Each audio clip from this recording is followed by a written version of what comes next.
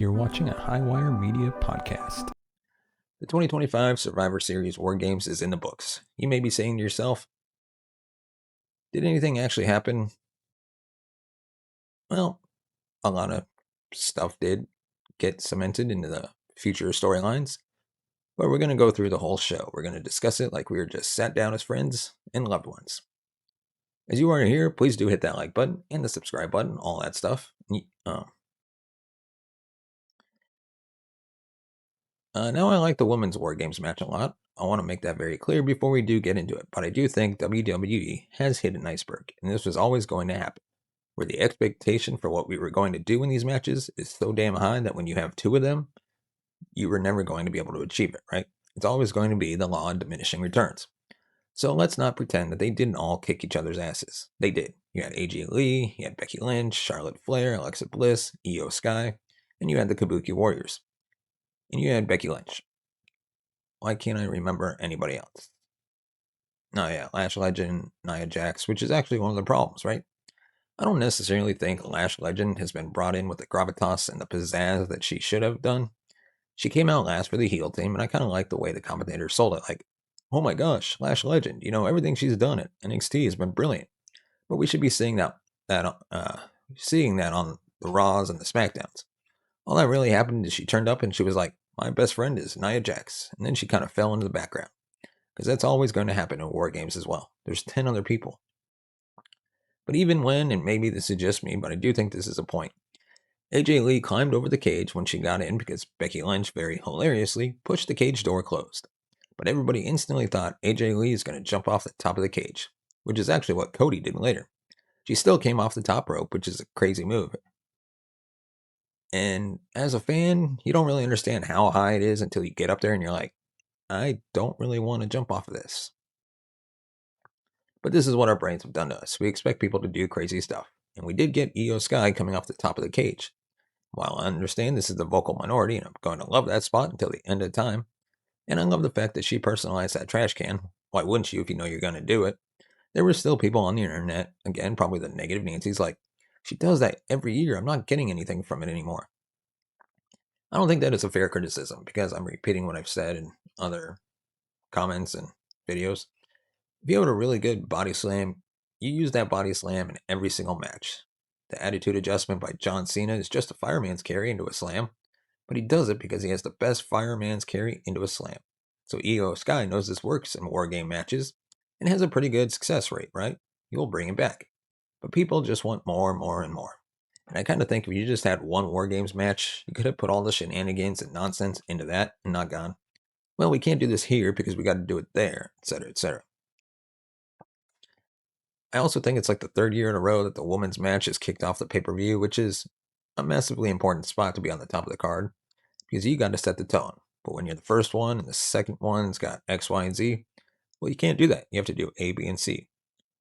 Now I'm sounding way too critical here and way too negative because it was a really good match. And again, some of the weapon shots and some of the mad stuff that they were doing to each other, they will wake up going, but it's a fan feeling. I suppose a lot of people just expected more.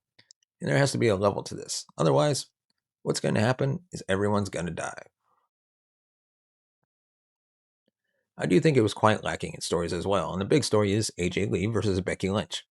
Everybody hit Becky with a finishing move because she essentially ran away when Io did this crazy swan with the trash can. Doing that blind, she smacked her foot in the mat as well, and I'm not surprised. She doesn't know what she's doing. But yes, AJ Lee tapping out Becky Lynch means throughout the end of the year and into 2026, we should do that feud. I think Becky Lynch will probably get the IC title back, so we can add that to it as well. Or maybe not, actually. Maybe Becky Lynch went to management and said, we don't need the Intercontinental Championship for this. Our star power is enough, which is true.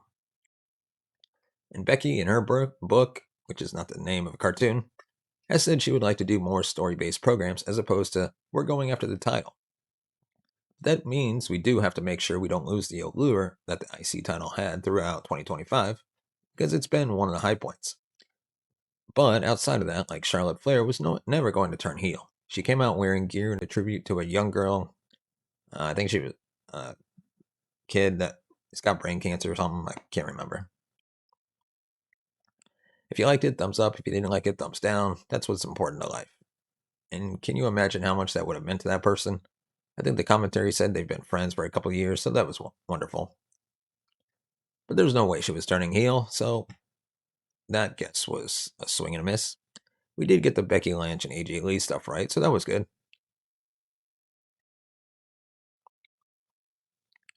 You saw Kyra Zane save Asuka sort of at one point. Asuka accidentally missed it Lash Legend. That's probably going to tie into a tag team. You might write the Kabuki Warriors versus Lash Legend and Nia Jax. I love Nia Jax. Nobody can do Nia Jax as well as Nia Jax, which is a strange sentence. But she was just there sort of making up the numbers. Again, we did a good job with Lash Legend, but I feel like we could have done more with it.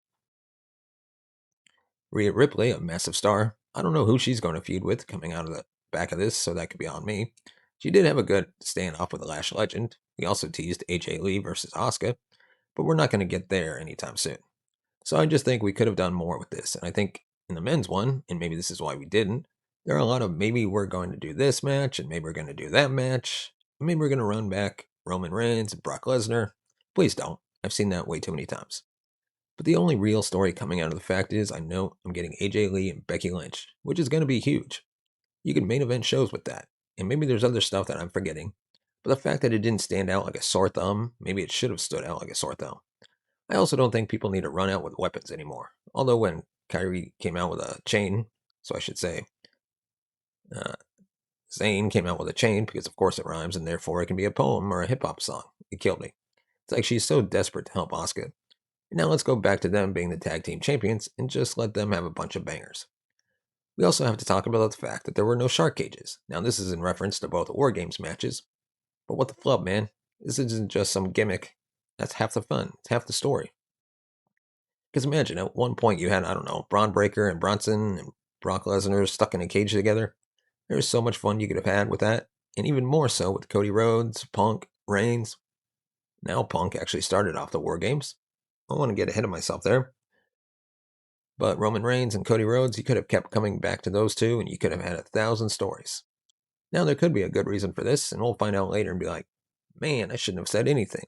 But in terms of just a reactive nature to it, that's a horrible mistake. It's like having a no DQ match with disqualifications, which is what they did in WCW a lot in the 2000s. I just cannot think of a good enough reason not to do it. There was some speculation on the internet, and I'm sure it's all baloney. Someone just said, well, Brock Lesnar doesn't want to be in a shark cage. I don't care what Brock Lesnar wants, man. I care that this is the match. You figure out a way to do it. Hell, you could have had him going in first. Anyone that goes, my character wouldn't do that, well, it could happen in real life. In real life, your character could get, caught in a shark cage.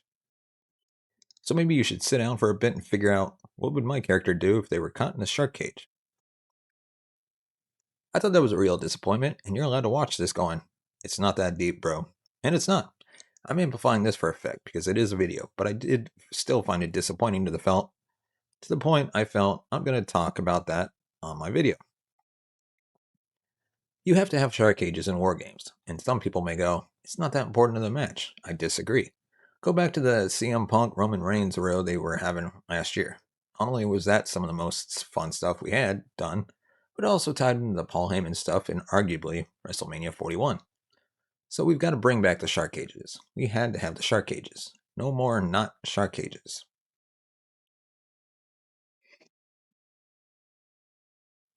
I did like the women's match. It was very, very easy to watch, and everybody was going crazy. There was a bunch of wild shots. And again, actually, the Lash Legend, Rhea Ripley, Shamaru, whatever you want to call it, there was something there, and I thought that would be exciting. And really, that's what you have here. Asuka could take on all 9 other people in singles feuds, if you so wish, in 2026. But you also have the Io Sky match. You have the Kairi Sane match eventually. Rhea Ripley and Io Sky are probably going to go after the tag team titles. So they were being best of buds and they were being best of friends. They did that thing they did back in the NXT War Games.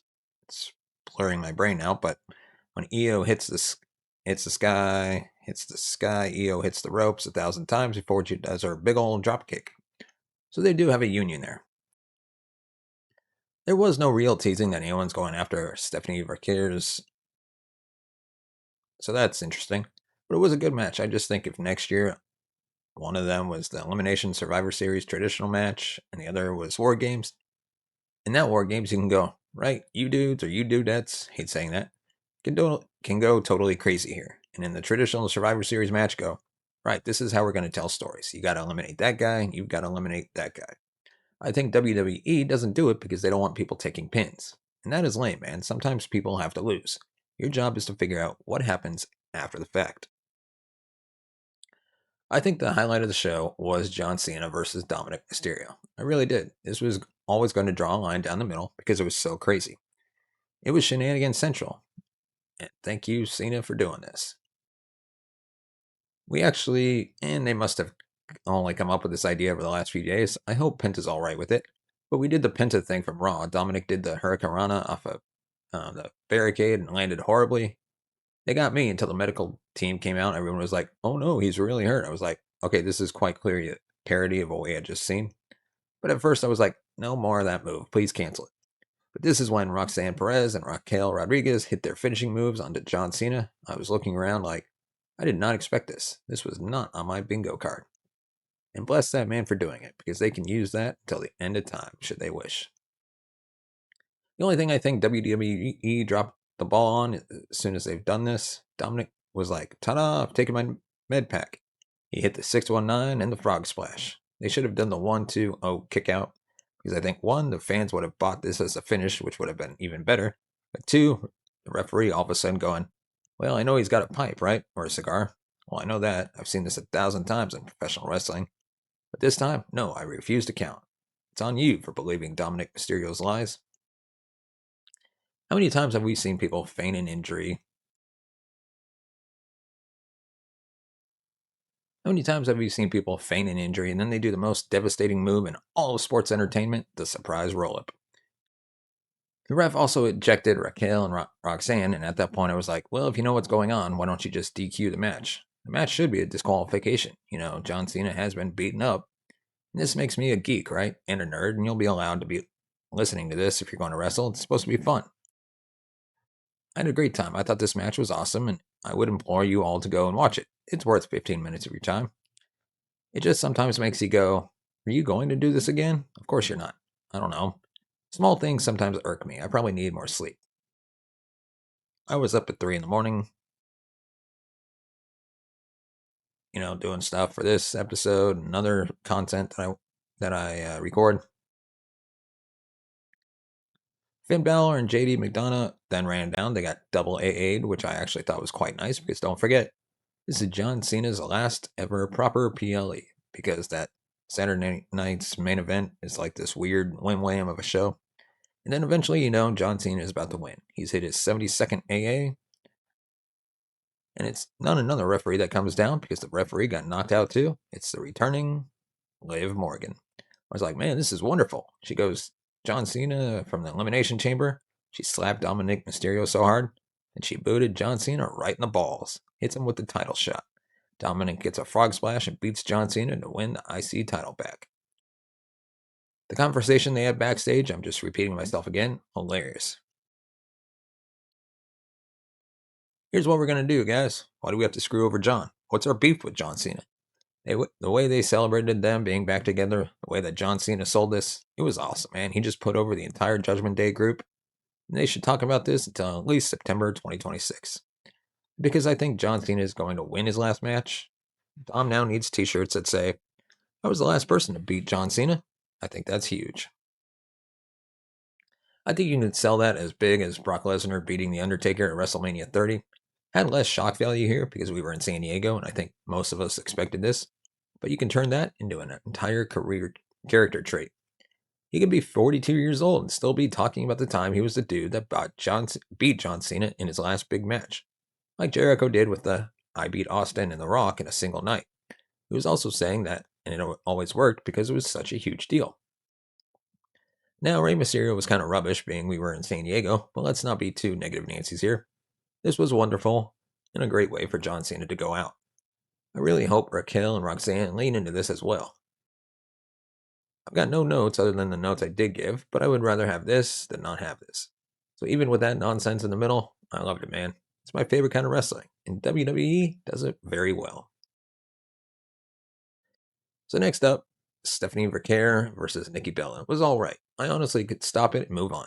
Stephanie just beat her. Now she's going to go on to another program, and she does this for 6 months. That's okay. She goes on a run and maybe has 5 successful title defenses. I'd rather a big feud, big promos, because again, I think that's what the WWE does best. Because we didn't do that here, and the heel turn came very quickly before this match, and all we got was a couple of videos, and that attack that we did on Raw didn't really have that little oomph to it. I think the fans in the building were quite tired from the John Cena match because they had lost their minds throughout all of it. And when Steph just won with the flippy dippy doodah corkscrew thing, I think everyone just went, yeah, okay, let's move on to the men's war game. And that's unfair because the match itself was good. I thought Nikki Bella looked great here. Best she's looked since she came back. Steph, definitely okay. Obviously one of the best people they have on the roster, full stop. I kind of feel, no, I don't believe that actually. I'm going to retract that statement. The whole match was built around 2 devil's kisses. One on the announce table, one in the ring. But you should do that. That's a big move. It gets some massive pop. But I suppose it made it feel, and I don't mean this in a negative way, I just mean with a pay-per-view, you want that little bit of secret sauce on top. It felt more like something we would have done on Raw. But I hate saying that because the Raw matches are brilliant. So you can get great Raw matches. I don't want to sound like every television match we do absolutely sucks. I'm just worried, I may be assuming here, that we are going to get a second match between these two and be like, why would you give Nikki Bella a second match? She became an a-hole and she lost. Maybe that's irking me as well. That's only just popped in my brain. I don't like it when people turn heel and they don't get what they want, at least on the first hurdle.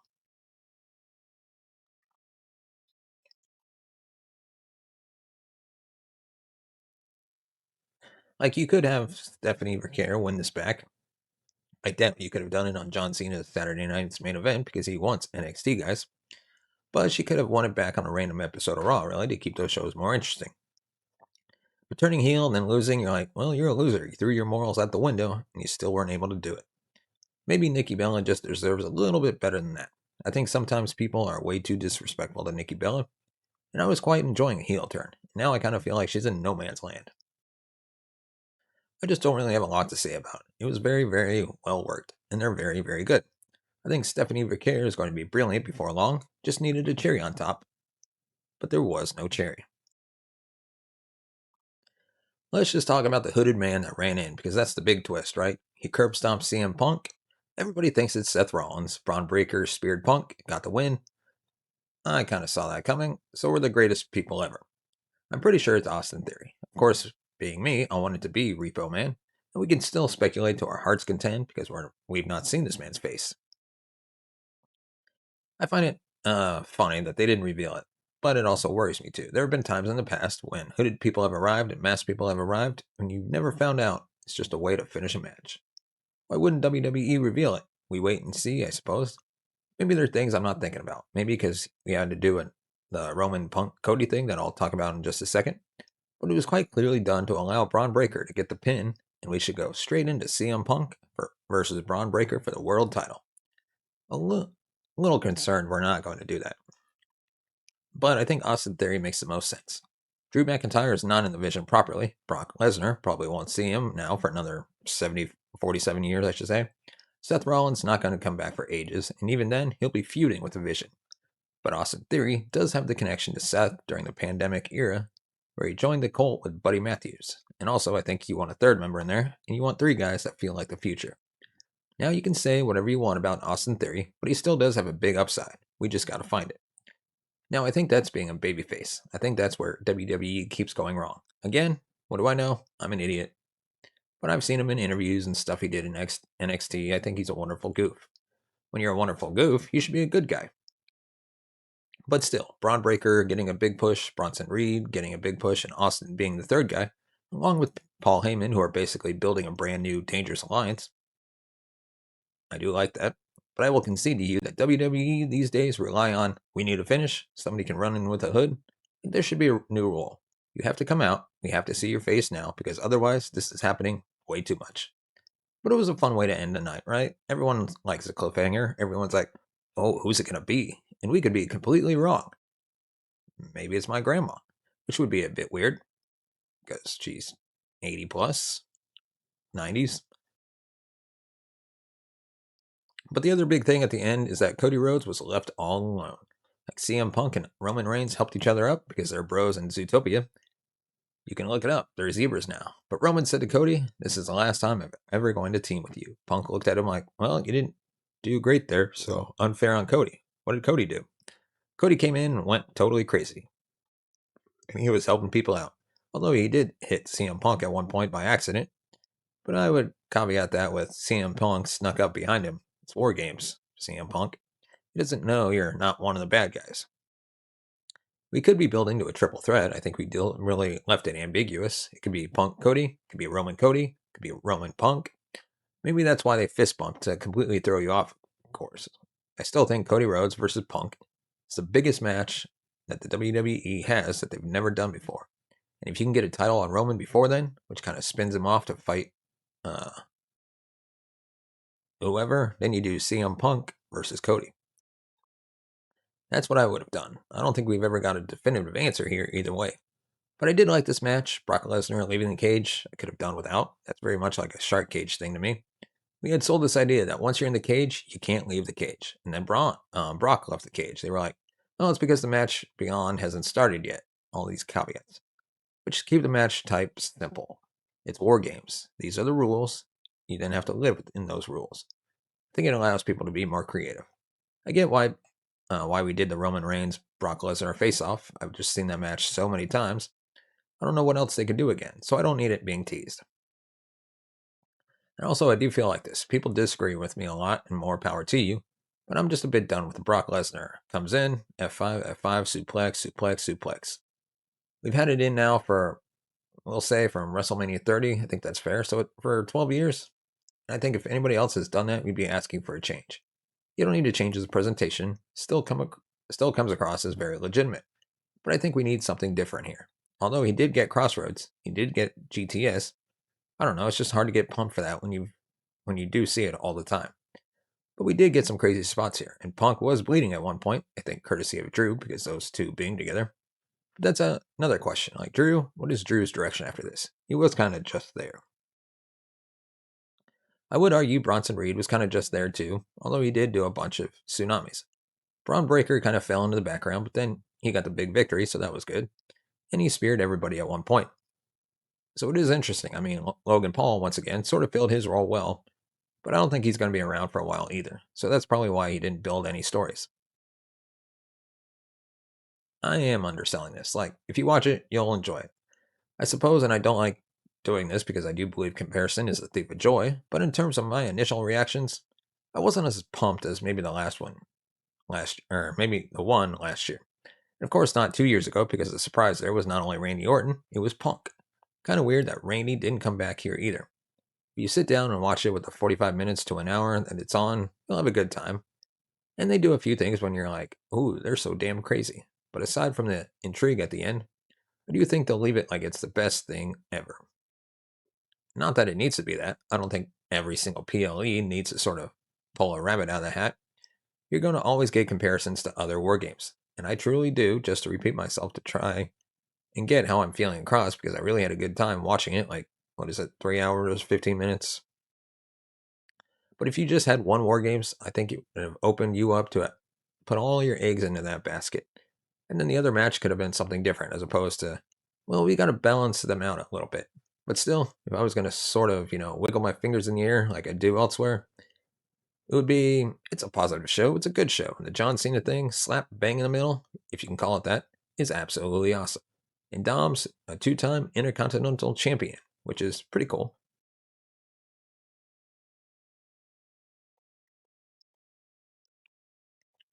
Everyone deserves credit for the amount of effort they put in. I suppose I'm not desperate to see Raw. I'm excited to see Raw.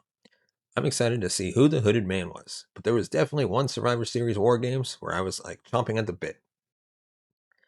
I wouldn't necessarily say we got that, but it was still a very good show. Some things are just nuanced.